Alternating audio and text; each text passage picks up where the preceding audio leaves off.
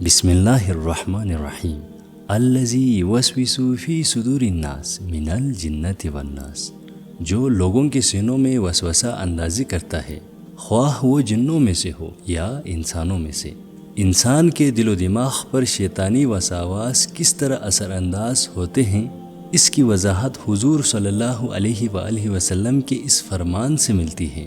شیطان انسان کے وجود میں خون کی مانند گردش کرتا ہے، گویا شیطان نفس انسانی کے اندر موجود حیوانی شہوات اور سفلی دعایات کو بھڑکاتا ہے۔ حضور صلی اللہ علیہ وآلہ وسلم کا فرمان ہے کہ شیطان اپنی تھوتنی انسان کے دل پر رکھ کر پھونکے مارتا ہے اور اس طرح اس کے جذبات و شہوات میں اشتعال پیدا کرنے کی کوشش کرتا ہے۔ اللہ تعالیٰ نے شیطان کو انسان کے دل میں وسوسہ پیدا کرنے اور اس کے جذبات کو انگیخت دینے کی حد تک اختیار دیا ہے۔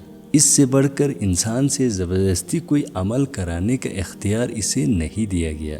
بہرحال نفس انسانی بعض اوقات شیطان کے بہکاوے میں آ کر مطلقہ انسان کے لیے شیطان کا نمائندہ بن جاتا ہے اور پھر بالکل شیطان ہی کی طرح اس کے دل میں وسوسہ اندازی شروع کر دیتا ہے، جیسے کہ اللہ تعالیٰ نے سورہ قاف میں ارشاد فرمایا ہے وَلَقَدْ خَلَقْنَا الْإِنسَانَ وَنَعْلَمُ مَا تُوَسْوِسُ بِهِ نَفْسُهُ، اور ہم نے ہی انسان کو پیدا کیا ہے اور ہم ہی خوب جانتے ہیں جو اس کا نفس وسوسہ ڈالتا ہے۔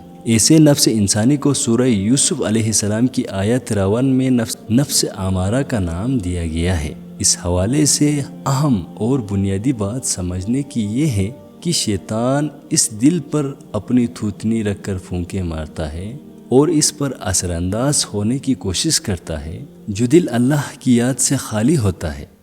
اس کے برعکس جو دل اللہ کی یاد میں مشغول اور اس کے ذکر سے معمور ہوتا ہے، شیطان اس سے دور رہتا ہے۔ لہٰذا شیطان کے تمام وسوسے اور حربے انسان کے اپنے نفس کے ذریعے سے ہی اس پر اثر انداز ہوتے ہیں، اور یہ صورت خصوصی طور پر شیطانی وسواس کے توڑ کے لیے نازل ہوئی ہے۔